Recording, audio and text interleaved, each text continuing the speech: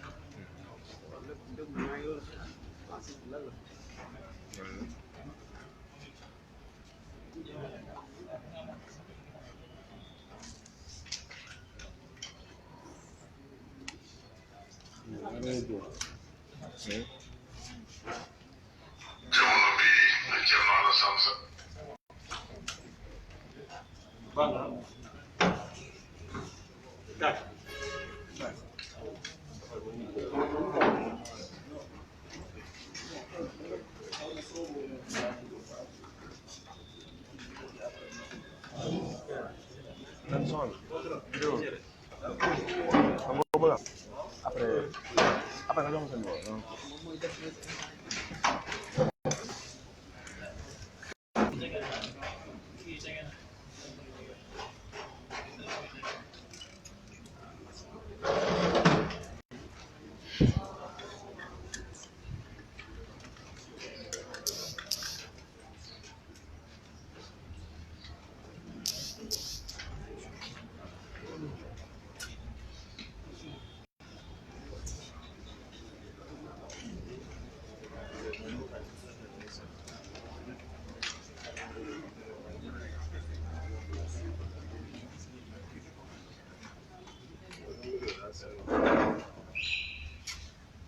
C'est bon.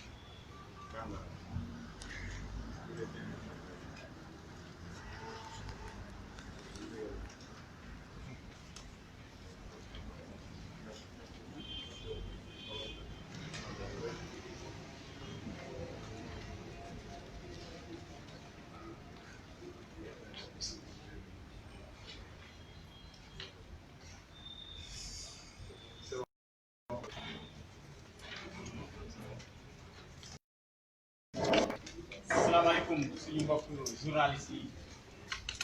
ñoo leen wóolu woon fii tey ngir séddoo gi yéen li nga xam ni moom mooy information.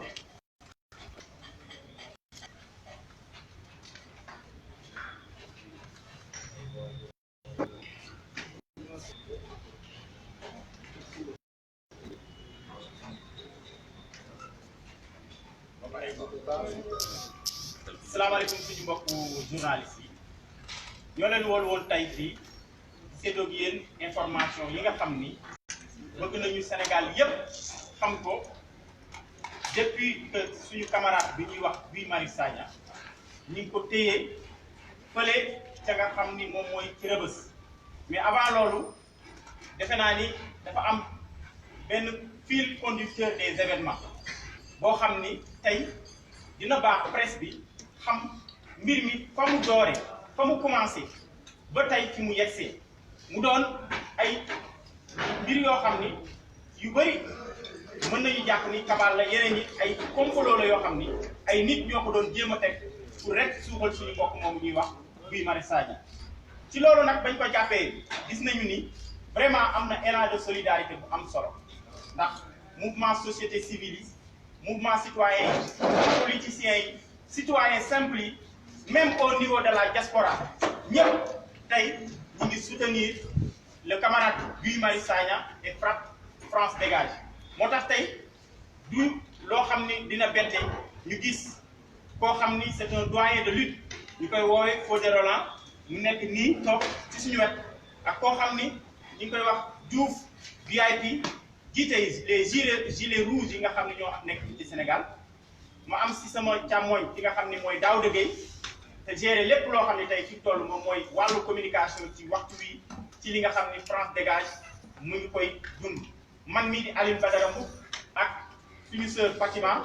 ak aussi Bentaleb Sow mi nga xam ni tey turam ci wàllu franc CFA ñëpp xam nañu fa mu ci toll par rapport ak li nga xam ni moo doon billet franc CFA bi nga xam ni épisode bi Kémi Séba dundoon fii te mu doon membre ci FRAPP France Dégage. donc loolu tey moom mooy tey li nga xam ni war nañ ko mën a séddoo di leen wax nag ci fi nga xam ni tey fi la ñu toog di ngeen fi dégg ay révélation mais aussi di ngeen fi dégg ay bande sonore yoo xam ni dina mën a permettre à ce que nit ñi xam lan moo wërndu woon tey communiqué FRAPP France Dégage boobu ak aussi lan la ci tey loo xam ni état Sénégal ci la prof ndool bëgg a jël ki nga xam ni mooy Guy Marius Sagna te doonul sax coordonnateur FRAPP bëgg ko téye ci ay affaire tappale ci rek ngir xeex bi nga xam ne mi ngi koy xeex patriotisme bi nga xam ne am na ko ak engagement bi nga xam ne am Sénégal mu jaral ko lu nekk ñu xam ni tey c'est un élément à maîtriser. donc loolu la ñuy commencé ki nga xam ni mooy sœur Fatima Dieng moom Fatima Mbengue du moins moom mooy def li nga xam ni moom mooy communiqué bi en français. Daouda Gueye moom mooy def aussi li nga xam ni moom mooy wolof bi. donc di wax ni ngeen tàggal tuuti ñun di ñëw jël place.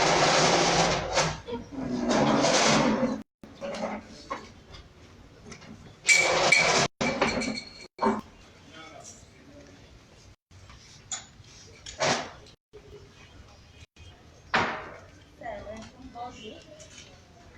Je répète comme nous sommes camarades de votre mooy FNCRF. Sans plus tarder, nous avons lu le texte militaire une révolution anti-impérialiste populaire pendant qui est notre camp. Affaire Guy Marius Sagna, que s'est-il passé réellement? C'est le lundi 15 juillet, dans la soirée, que le commandant de la gendarmerie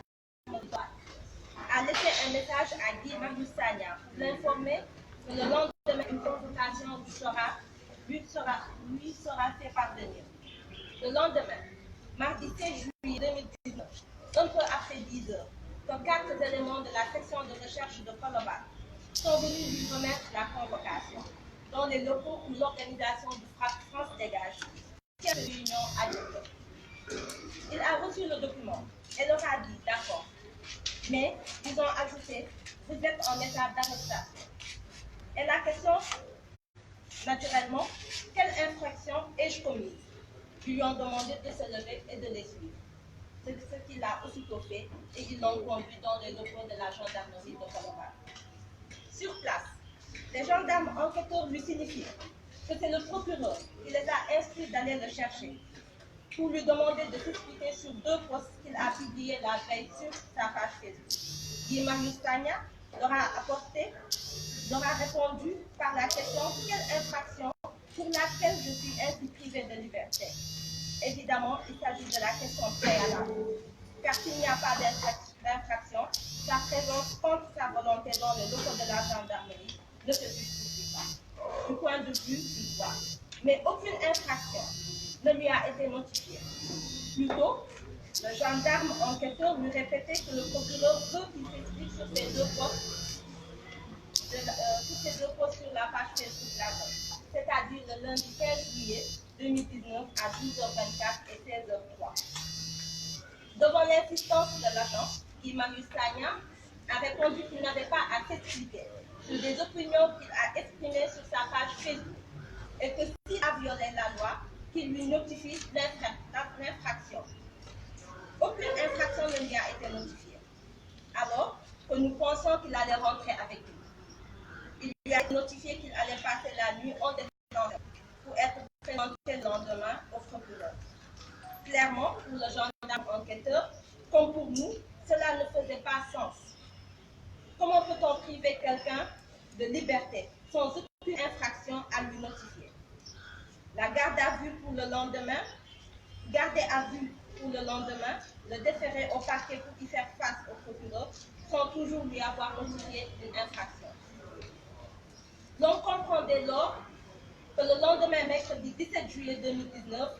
après près de 8 heures passées dans la case du tribunal de Dakar, Guy Marius Sagna est revenu dans les locaux de la section de recherche de Colobane pour un retour de parquet. Plus tard, ils diront que c'était pour un complément d'enquête, soit. Aussitôt, un de nos avocats est allé à ses côtés pour l'assister dans cette enquête complémentaire. En vérité, faute d'avoir une infraction à lui opposer du point de vue du droit, relativement aux 2 postes surmentionnés, le procureur a instruit le gendarme enquêteur d'essayer une autre piste pour trouver une infraction. C'est ainsi que le gendarme enquêteur a interpellé Guy Marius Sagna sur un post qu'il aurait partagé sur sa page Facebook portant sur la France qui prépare un attentat terroriste au Sénégal. En effet, il s'agit du texte liminaire de la conférence de presse de l'organisation de France Dégage, tenue l'avant-veille, le 15 juillet 2019. Considérant ce texte n'a pas été partagé par Guy Marius Sagna sur sa page Facebook, contrairement à ce qu'il dit. C'est le FRAPP, personne morale, qui est l'auteur du texte et non Guy Marius Sagna, intitulé personnel. Guy Marius Sagna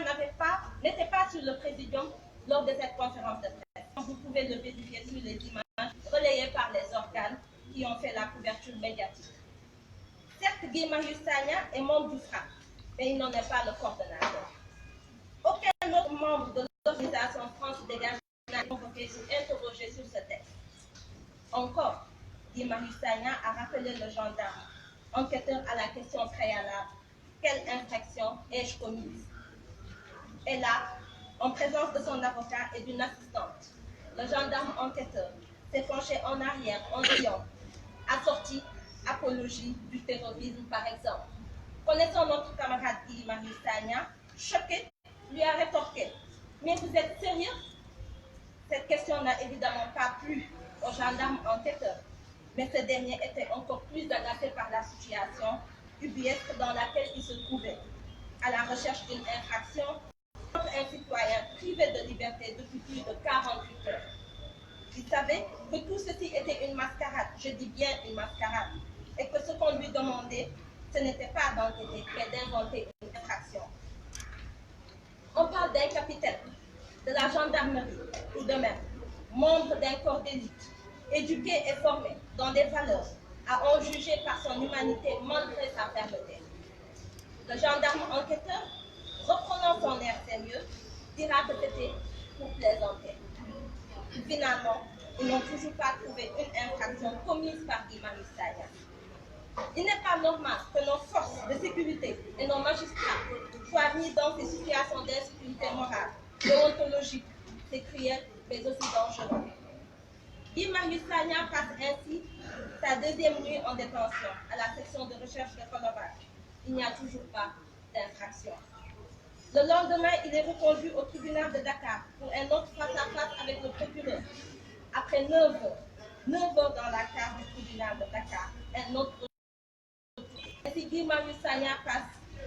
sa troisième nuit en détention, mais pas violent du commissariat. Aucune infraction est encore notifiée à notre camarade Guy Marius Sagna. Le lendemain, le 19 juillet 2019, profitant du moment où tous les Sénégalais étaient concentrés sur le match de la Coupe d'Afrique au Caire contre le Sénégal et l'Algérie, ils ont sournoisement placé Guy Marius Sagna sous mandat de dépôt. Ils ont finalement fabriqué une infraction, fausse alerte au terrorisme. Considérant cette accusation de forte alerte au terrorisme, nous rappelons que c'est fondé sur le présupposé que Guy Marius Sagna a partagé sur sa page Facebook un texte parlant de la France qui prépare un attentat terroriste au Sénégal. Nous rappelons d'abord que Guy Marius Sagna n'a pas partagé ce texte sur sa page. Ensuite, l'auteur de ce texte, c'est l'organisation France Dégage. Puis, c'est le texte liminaire d'une conférence de presse de Frappe où Guy Marius Sagna n'était pas sur le président. Enfin, il n'est ni le coordonnateur de France Dégage. Et ceux qui animaient cette conférence de presse, ni les membres de France Frappe Dégage, qui regroupent 17 organisations, n'ont été arrêtés ou interrogés. Pourtant, sur la question, le député de Benno Bokk Yakaar, Khoureychi Niass, n'a à ce jour ni été arrêté, ni interrogé. Lui, qui, pour justifier la concession par l'État du Sénégal de blocs pétroliers à l'entreprise française et expliquer la brouille entre le ministre de l'Énergie démissionnaire et le président Macky Sall, a affirmé que c'est la France qui colonisait durant plus de 2 siècles et la France n'a jamais pensé que le Sénégal pouvait disposer du pétrole, du gaz ou d'autres ressources. Entre-temps, nous allons vous donner le contenu du communiqué en question, qui n'est que l'écho sonore des affirmations faites par le député Benno Bokk Yakaar, Khoureychi Niass, et du ministre français de l'Intérieur, Christophe Castaner. On peut écouter le sonore. France bi Sénégal ci moo gën mu ngi publicé ci jamono bi Thierno Alassane Sall jiite gouvernement bi kii ne ko waaw sax moom ak yi àndoon ñu créé affaire bi mais dañoo aussi ci gis-gis moom bi dinañ jox France mu seet pétrole ci benn France bi Sénégal ci moo gën mu ngi publicé ci jamono bi Thierno Alassane Sall jiite gouvernement bi kii ko waaw sax aussi xam ne moom ak yi àndoon ñu créé affaire bi mais dañoo aussi ci gis-gis moom bi dinañ jox France mu seet pétrole ci benn zone moom loolu ko mel lu mu génn donc seen gis-gis ñu dalal France moo ñu colonisé ñaar téeméeri at yu teg mais France mos xalaat ne Sénégal dana am pétrole gaz am yenn yi dafa foog ne rek ci pêche agriculture yalwaan sàmm ci la ñuy yem dañuy xëy Sénégal war a génne pétrole war a génne gaz war a génne nangam France il faut mu ñëw lañu wàll keroog bi France yi ne nañ ko jox mu xool zone bu mu war a explorer su fekkoon président Macky bañ na France mooy ubbi Mali kii problème Mali yi mooy l'armée ak Casamance jox leen arme dana créé yeneen problème ci biir Sénégal yoo xam ne ñun taluñ di jaay pétrole di jënd arme di xeex amul benn njëriñ. Des sujets qui nous concernent au quotidien en matière de sécurité. Là, c'est le ministre de Je pense tout d'abord à la lutte contre le terrorisme, qui,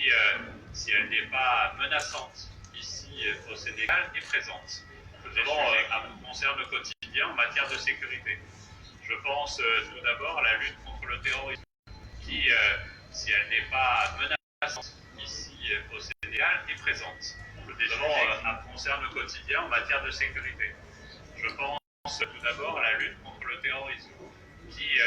si elle n'est pas menaçante ici au Sénégal, présente. Nous avons...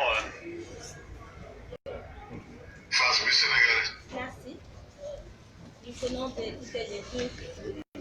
les deux vidéos. Ensuite, je vais redire les propos du député Khoureychi Niass. qui disait que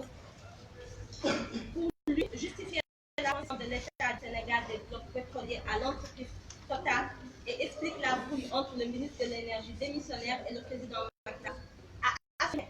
c'est la France qui nous a colonisés durant plus de 2 siècles et la France n'a jamais pensé que le Sénégal pouvait disposer du pétrole et du gaz ou d'autres ressources. Elle pensait que le Sénégal se limitait à la pêche, à l'agriculture, à la mendicité et à l'élevage. Mais on se réveille un jour et on découvre que le Sénégal a du pétrole, du gaz et bien d'autres ressources comme le zircon. Bien évidemment, il faut que la France vienne réclamer sa part. Quand la France est venue demander qu'on lui donne une zone pour exploration, c'est le président Macky Sall. Si le président Macky Sall avait refusé de lui concéder cela, la France allait ouvrir les portes du Sénégal aux djihadistes du Mali pour qu'ils viennent perpétrer des attentats. Elle aurait aussi réarmé les rebelles avancés et créé d'autres problèmes dans le pays. Il a fait cette déclaration à Kasnak, Kaolack, le 18 février 2019, lors d'un meeting organisé par les jeunes de l'Alliance des forces du progrès. 3 mois plus tard, le 21 mai 2019, précisément, c'est Christophe Castaner, ministre français de l'Intérieur et bien sûr de la police au niveau de la France, en visite au Sénégal, qui a affirmé sans embâgage que le terrorisme est présent au Sénégal. Alors, le FRAPP France dégage, pensant que nous avons en face de nous un État qui allait réagir par rapport à ces 2 propos, car c'est eux qui ont alerté les premiers que nous avons des cellules dormantes au Sénégal, même si on ne les voit pas et qu'elles ne réagissent pas. Je pense que le FRAPP France dégage a toujours pris ses responsabilités et a alerté le peuple sénégalais. Le texte que nous reprochons à Guy Marius Sagna, dont nous sommes tous responsables, car c'est notre texte, c'est le FRAPP France dégage qui a rédigé ce texte, n'a fait que prendre ses responsabilités, bien sûr, et alerter l'État sénégalais par rapport à ces 2 auditions que nous avons écoutées plus dessus.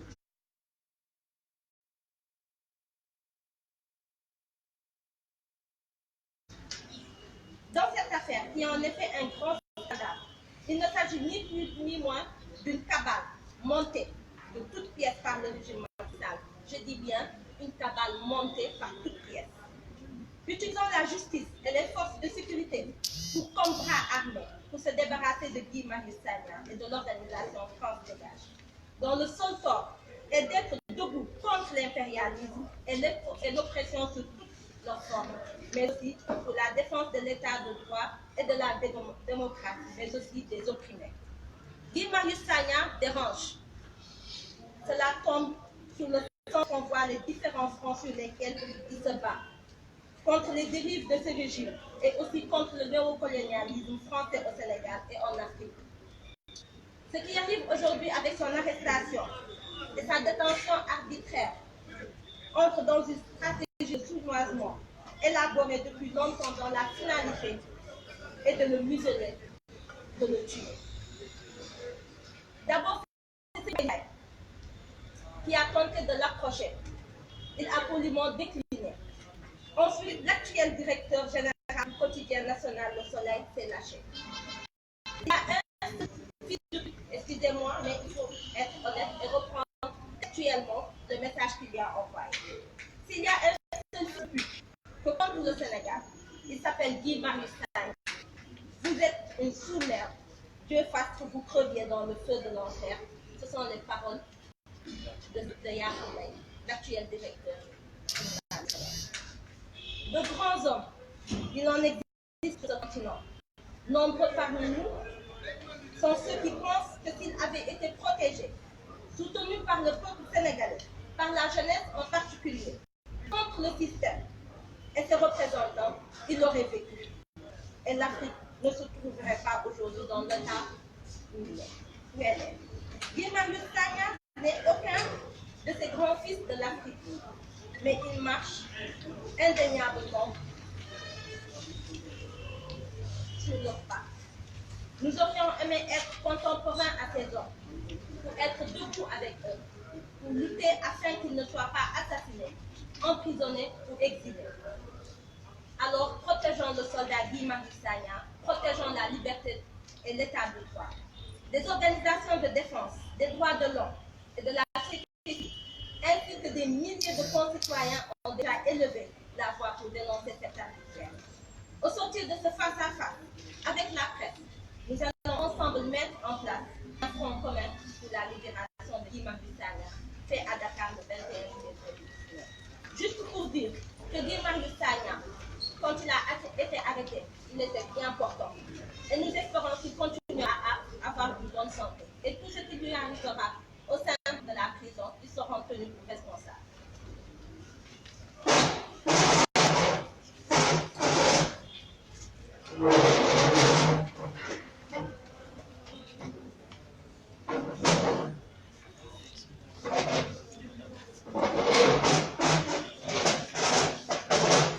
asalaamaaleykum wa rahmatulah di mbokk taskatu di leen sant ci seen teewaay ak li ngeen ñuy may ñu mën a wax ak askanu Sénégal li nga xamante ni mooy mbirum Guy Marius Sagna ndaxte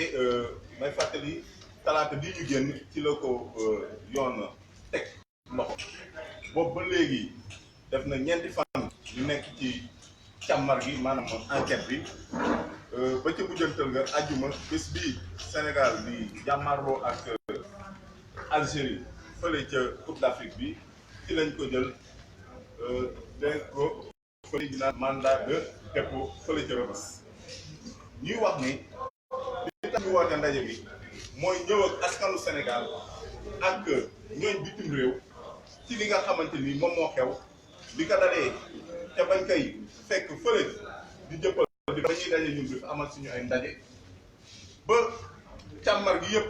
ni mu demee ak fa mu mujjantale maanaam ñu xañ ko péexteen may wax ni altine bii ñu génn ci la kii di commandant ba nekk ca section de recherche bu Colobane yónnee Guy Marius Sagna ab bataaxal ne ko kat waaw gannaaw woo naa la jotuma la ba dana ñëw jébbal la ab kayit buy wane ne dangaa war a wuy si takk der yi ci kaw loolu Guy Marius Sagna ne ko waaw tontu ko ne ko maa ngi leen di xaar wax ko fu ñu koy fekk muy fële ci jëppal mu doon ñeenti ndaw yi yoon yoo xamante ni ñoom ñoo ko fekk foofu bañ ko fa fekkee jox ko kayit gi Guy Marius Sagna jël kayit gi ndaxte buñ la joxee kayit yoo xamante ni dañ ne takk der yi dañ naa wooru yaakaar naa ne du caaga ne ci saase ngay dem ndaxte war ngaa woo ñi nga xamante ni ñoom ñooy say avocat pour ñu ñëw taxawu la waaye moom ba mu leen waxee loolu dañ ne ko déedéet bu yoon teg na la loxo da ngay jóg ñu dem léegi-léegi mu ne leen loolu fan ngeen ko teg man lan laa def fan laa jalgatee yoon loolu foog ngeen wax ma ko parce que moo ñëw rek yëkkati nit ne ko yow kat xañ nañ na sa liberté maanaam sa liberté te jëluñu benn daan boo xamante ni nee na lii kat moom nga def teg ko sa ndox bi mu demee noonu ñu ne ko dañ ne nga jóg topp ñu bi jógee kayit gi nga ko joxoon Guy Marius Sagna am ku fa nekkoon ci suñu camarade yi bu bëgg koo jox kayit gi muy convocation bi mun na ko déedéet convocation bi doo ko joxe da nga koy indaale mun na ko déet convocation man naa ko moom dina ko déet da nga koy indaale parce que boobu bëgg ñoo bàyyi benn trace benn mandat la Guy Marius Sagna jóg ànd ak ñoom ba ñu àggee fële ca section de recherche su gendarmerie di que capitaine de gendarmerie bi nga xamante ni moom moo yore xanaa càmmar gi maanaam enquête bi wax mooy procureur day moo ñu wax ne nit ñi ñëw jël si la pour que nga ñëw wax li nga xamante ni moom nga wax démb ci Facebook ci ñaari kàddu maanaam ci ñaari post nga wax loolu yow lan nga ci jubluwoon ak loolu noonu lan mooy sabab bi te post yooyu weesul leen mooy ne Guy Marius Sagna dafa wax loo xamante ni yàgg nañ kaa wax ci dëkk bi mooy dañoo seetlu ne ñi nga xamante ni ñoom ñoo yore càmm gi muy nguur état bi ak ñi nga xamante ni ñoo nekk ci caytu gi muy gouvernement wala kilifa yi nekk réew mi ñoom bu leen bopp mettee sax ña ngay fajoo ca lopitaan yi nga xamante ni ña nga samp mooy ñañu nootoon démb te kat ñu am juróom fukki at ak juróom-ñeent yoo xamante ni wax dëgg yàlla fii ñaata caytu ñoo fi jaar ñaata gouvernement ñu jël ñun suñu ay kàddu di leen ko jox ci ay wote jox leen suñu gafaka tàbbal ci suñuy impôt ak suñu ay taxes pour ñu defar ñu fi ay lopitaan yu mucc ay pour que doomu Sénégal mu mën di feebar ba ci ñoom mën a waaxu ci xel mu dal dem faju ji ñoom ñu lajj ci loolu noonu loolu ñu koy naqarbu yaakaar naa ne loolu bu Sénégal yëpp yàgga naqaru la mu ne leen man kat loolu nga xamante ni xalaat na bu ma tàbbal foofu noonu di sama page Facebook aw ma lenn loo xam ni naa ko indi ay leeral ndaxte loolu man la concerné bu fekkee dafa am ku ci d'accord moom itam na dem wax xalaatam ndaxte loolu moom mooy démocratie waaye bi loolu amee ñu ne ko nag loolu moom procureur na nag faaw nga indi ci ay leeral mu ne leen sax balaa ñuy sori wax leen ma yéen ban yoon laa jalgati ban loi laa jalgati maanaam ban infraction laa def waxuñu ko benn infraction ci noonu ñun ñu dem ba guddi jot ñu foog ne ah Guy Marius mii kat ñun bu ñuy ñibbi di ko fa bàyyi ci la ñu xamal ne ñu déedéet ci daf fi fanaan ndaxte suba dañ koy yóbbu fële ca tribunal mu jàkkaarloo ak kii nga xamante ni moom mooy procureur ah ñun affaire bi daf ñu jaaxle waaye ba ñu xëyee ñun ñëpp foofu la ñu yem bañ demee mu def juróom-ñetti waxtu wax dëgg yàlla ci kaaw bi bañ mu génnee ñu ne ah kii kat dañ koy delloowaat section de recherche ñu ne leen waaw lan mooy sabab bi ñu ne ah dossier bi dara cee nekk te dëgg la dossier bi dara nekk parce que li ci nekk ay laaj ak ay laaj la buñ ne ko waaw li nga wax loo ci jublu mu ne ban infraction laa def parce que balaa ñoo wéyal waxtaan bi il faut ngeen wax ma d'abord lan ngeen may toppee parce que bu fekkee amoo dara loo leen may toppee mayu leen ngeen téye fii ngeen ma téye mujj yëf yi mujjee càng foofu noonu ñu delloowaat ko foofu ne kat dañuy mottali li nga xamante mooy càmbar gi maanaam l'enquête bi ba ñu demee itam ca la comme wër nañ wër maanaam daal Guy Marius Sagna dañ kaa teg loxo ba pare doog a jéem a wër am na ñuy teg ci ndoddam pour mën koo tuumaan pour mën koo làq jant bi ba ñu demee xool ne yoon boobu baaxul procureur wax ko nag dafa essayé beneen yoon ne ah comme Guy Marius Sagna kat moom dafa jëloon ci page mu seetlu fa benn xabaar boo xamante ni day wax ne kat France dafay waajal li nga xamante ni mooy indi ci biir Sénégal rëttalkat yi maanaam ñuy tuddee terroriste yi bi loolu amee ah ñun ñu def ci ay jàngat benn d'accord xibaar boobu am na waaye ñi ko yanu xibaar boobu mooy organisation France dégage ñoom ñoo ne wax dëgg yàlla France dafay waajal fii ci biir Sénégal n'est-ce pas donc maanaam ay terrorisme léegi bi mu demee noonu ñu fi ñu ko teg moom mooy kat ne kii di député Benno Bokk Yaakaar bii ngeen xam déggu ngeen léegi élément sonore bi muy Khoureychi Niass moom moo taxaw ne kat waaw li nga xamante ni moom moo indi bi tombaaloo diggante ki fi yoroon jëwriñ ji fi yoroon yasara ji maanaam énergie muy Thierno Alassane Sall ak ki nga xamante ni moom mooy Macky Sall ba tax mu tekk ndomba tànkam ak li nga xamante ni moom moo tax Macky Sall jël suñu pétrole bi jox ko kii di Total te moo indi woon seen biir toog seen baaloo li ko waral moom mooy France moom moo ñu noot ëpp ñaar téeméeri at te France ci biir nooteel boobu musul xalaat ne Sénégal am na ci biir suufam ay ballu yu mbindaare yi jëm ci maanaam ressource naturelle di demee ne que ay pétrole wala gaz wala zircon wala yu demee na ci noonu bi waaye bi ñu demee ba loolu feeñ nag France nag ñu taxaw sañ-sañam ne moom kat dafay laaj wàllam mu ne nag moom Khoureychi Niass bi loolu amee bu fekkonte ne Macky Sall dafa bañ a jox France wàllam ci pétrole bi nii France dana ibbi bunt yi bu ko defee terroriste yi maanaam rëttalkat ya nekk fële ca Mali dugg biir Sénégal rëttal askan wi ba pare itam dana jox ñële nga xamante ne ay way fipp la ñu nekk fële ca Sigicoor jox leen ay ngànnaay pour ñu mën a dekkalaat li nga xamante ni moom mooy fipp gi te kat ñu ne bu ne kat loolu moom moo tax Macky Sall donc li muy wax foofu noonu mooy France dafa napp Macky Sall dafa napp Sénégal te napp bi kat ñu ko teg ci lan ne ah boo demee joxul pétrole kat rëttalkat yenn fële ne moo terroriste yi nekk fële ca Mali daa leen dugal biir Sénégal te itam fippkat yi nekk ci suuf si suufu Sénégal sud bi ñoom tamit da leen jox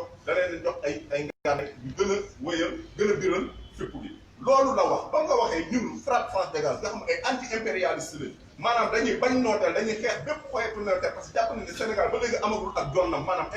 indépendance ñun loolu tàbbi suñu nopp ñu toog di dëgg ba xam nguur gi dana indi ay wér ci loolu noonu indiwuñ ci benn weer ñii waa ñetti weer biir jëwriñ ji yore biir réewum France muy Michel Castaner ñëw fii Sénégal ne kat rëttalkat yi maanaam terroriste yi ñu ngi fii biir Sénégal ñu ne ah nañ dégluwaat ba xam nguur gi dana indi loolu ay weddi wala ay leeral nguur gi waxul dara ñun nag ci loolu lañ dëgg ne kat ah bii ñuy wax ni du lenn lu dul awu la nga xamante ni moom la Khoureychi Niass député benn bokk yaakaar waxoon te kenn weddi ko nguur gi leen ko indiwu ci ay indi jàmmat pour mën a wax lii moo ci am ak lii moo ci amul te itam kenn jëwriñ ci jiite biir réewum France wax ko indi ci dara donc ñun li ñu wax wuutewul ak ñoom li ñu wax nañu alerté ñoom maanaam nañu artoo ñun tamit noonu lañu artoo te ci biir art boobu Guy Marius Sagna moom moo bind boobu xibaar bi ki ko bind moom mooy frappe France dégage te frappe France dégage du nit Guy Marius Sagna du daaw dëgg Alioune Badara Mboup Fatima Mbaye du keneen Guy Marius France Dégage organisation la te ci biir organisation boobu gaa Guy Marius Sagna bokk na ci waaye du moom moo ko jiite maanaam personne morale bi te beneen itam mooy bés ba ñuy def boobu janoo ak taskatu xabaar bi di génnee xabaar yooyu noonu yaakaar naa ne taskatu xabaar ya fa nekkoon jël nañ ko mi ngi ci image yi mi ngi ci élément sonore yi Guy Marius Sagna toogul woon sax ci président bi comme ñun nii ñu ci toogee muy lan mooy ne mbirum Guy Marius Sagna bii nii dafa am lu ab bindkat France bu ñuy tuddee La Fontaine tuddee woon le loup et l'agneau tëll gi ak xar mi ñu daje mu ne ko kat yow mi yow yaa yàqoon samay nelaw daaw te kon man il faut que ma buggal la te mbugal moo dafa lay lekk bu ko defee xar mi déedéet man daaw juddu moo parce que ñetti raam mu ne ko waaw bu dul yow tam kon sa maam la wala sa bàjjan comme gisuma la ci yow laay fayoo pour wax lan ne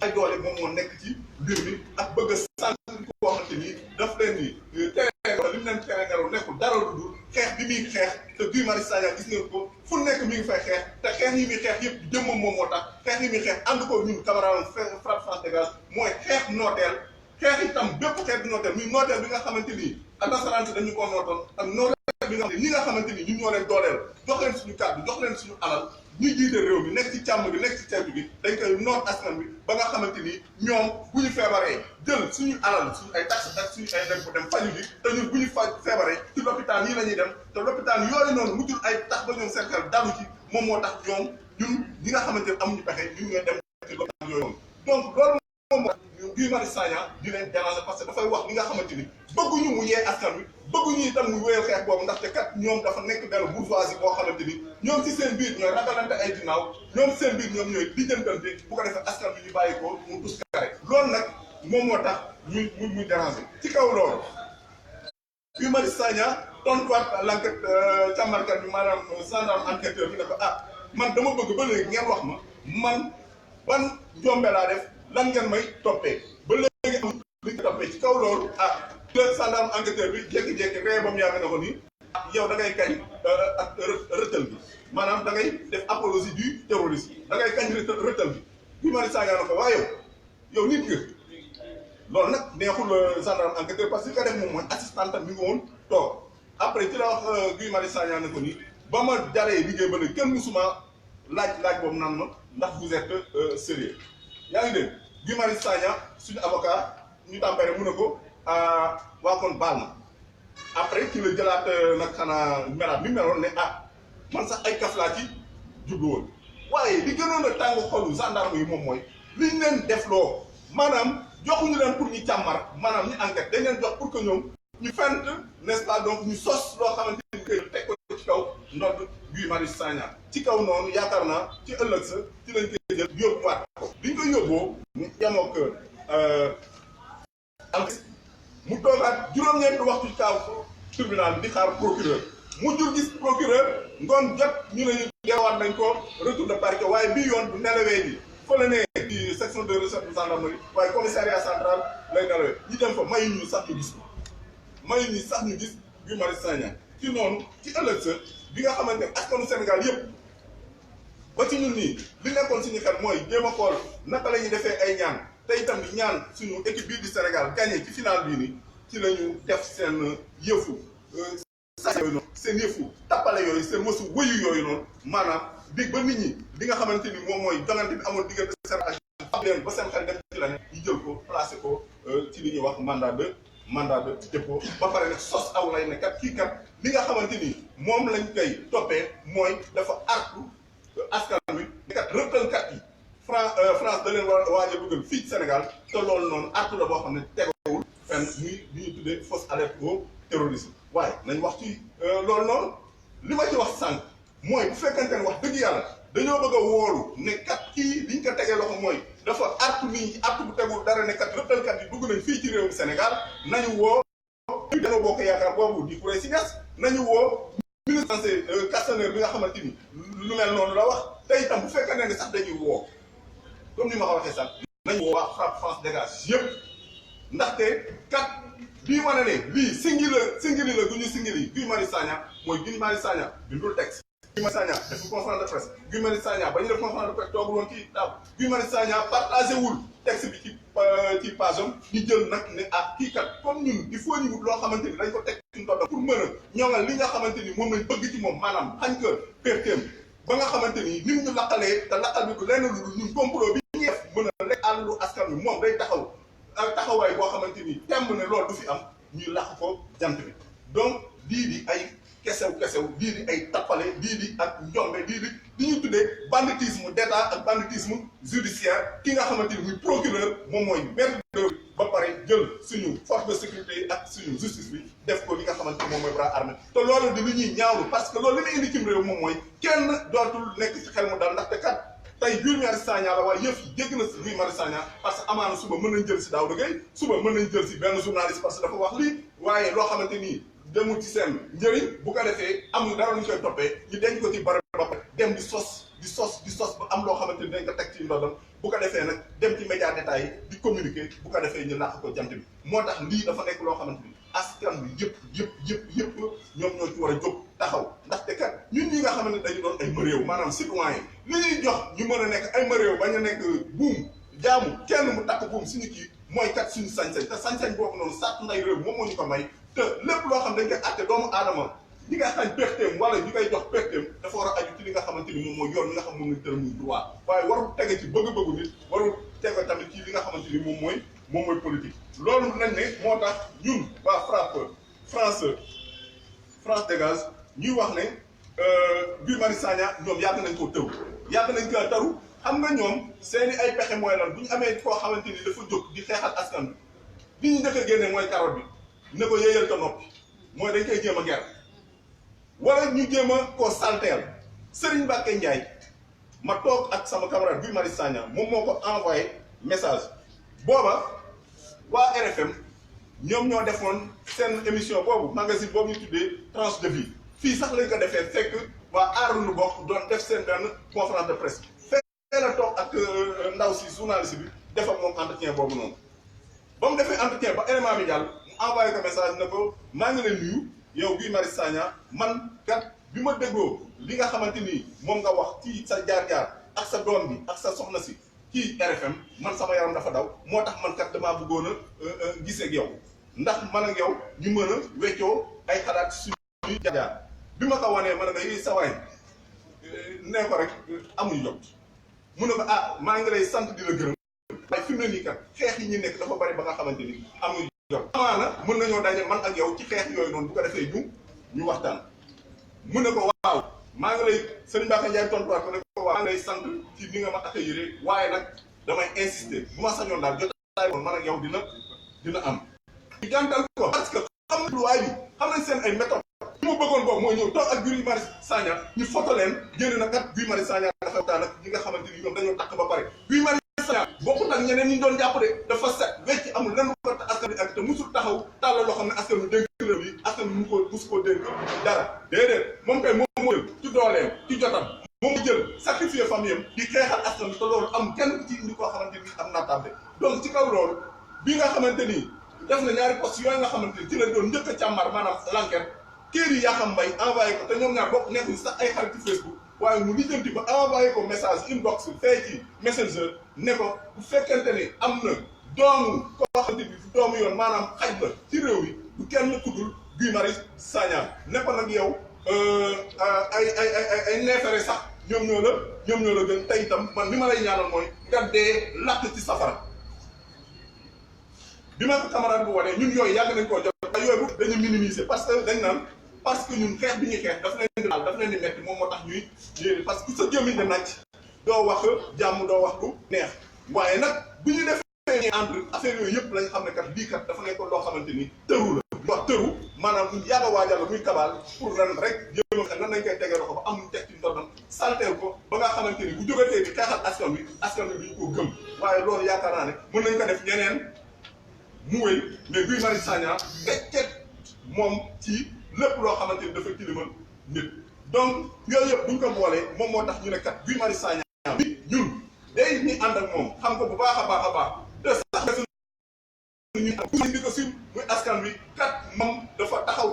taxawaayu ña nga xamante ni ñun ba léegi dañ leen di daw muy ay Thomas Sankara muy Patrice Lumumba muy Martin Luther King ak ñeneen ñoo xamante ni ñun ñii ñëpp ñu ndaw lañ di jël seen photo di bul boo n'est-ce pas te ñun foog nañ ne jàpp nañ ne bu fekkonte ne ñun ñëpp dañoo dundoon jamono jooju ba ñuy dund ñun dinañ taxaw ñun ndaw ñi aar leen yiir leen xam kenn du leen rey kenn du leen tuxal kenn du leen ni tam génn dëkk bi wala ñu leen di métital comme loolu amoon na bii Martin Luther King bii Marius Sagna naam du Thomas Sankara waaye mi ngi dox ci tànku ñoom Thomas Sankara moo tax ñuy woo ndawi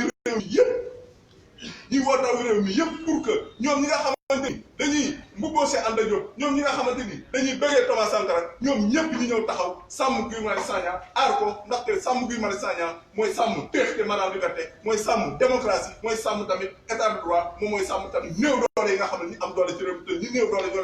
leen ko lii moom a taxawaay te buñu génnee conférence de presse bi ndaxte déjà am na yeneen organisation muy société civile muy droit de l'homme muy itam ay citoyens yoo xamante ni woo nañu naqaru mbir mi ne kat xeex bi du yem rek ci wax dañuy jóg taxaw jëf te ñooñu bu ñuy génnee ci conférence de presse bi da leen toog ak ñoom teg benn front boo xamante ni sax lu taxaw kii di Guy Marius Sagna bi doomu jàmbur bi papay jàmbur bi jëkkëru jàmbur nga xamante ne dafa sacrifier famille yëpp pour askan te askan yëpp teg ci bët muy commerçant yi di leen Auchan ñëw noot muy les animateurs polyvalents bi ñu toogee ñetti at amuñ seen salaire ñu ñëw fii Guy Marius Sagna dem ànd ak ñoom fanaan bu direction de la petite enfance ñu jàpp ko yóbbu ko gendarmerie Foire mu def fa ñaari fan ba fay leen ñoom seen salaire ba rétablir dans le droit ba dugal leen fonction publique muy ñeneen ci askan wi ñoo xamante ni dañuy ñëw bu ñu amee lu leen metti duñ dem ci police duñ dem ci nguur gi mais ci Guy Marius Sagna dañuy ñëw ndaxte kat xam ne ni moom fu mu mën a egg ci xeex maanaam gàtt kenn ko def loolu noonu kat moom moo tax ñu ne kat kii di soldat Guy Marius Sagna dafa nekk koo xam ku ñu war a sàmm la ku ñu war a yiir la ku ñu war a ñàkk la ndaxte kat wax dëgg yàlla yàqu di ñu yiir di ñu sàmm di ñu ñàkk lii daal mooy li nga xamante ni moom lañ bëggoon wax askan bi te dina xamal kat bi dañ koy wéyal jërëjëf. donc jërë ngeen jëf xam naa d'après sama camarade li ñu wax dañuy recueillir les questions donc di wax ni journaliste buy jël kàddu mu présenté wu wax organe bi mu bokk ba pare poser question mën naa am disposition.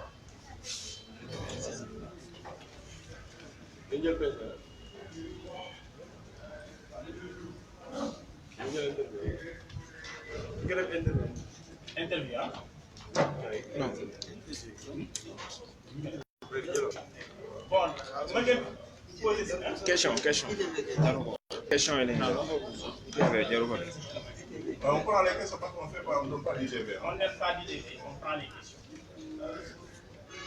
S'il n'y en a pas, on lève la séance. Merci. C'est bon.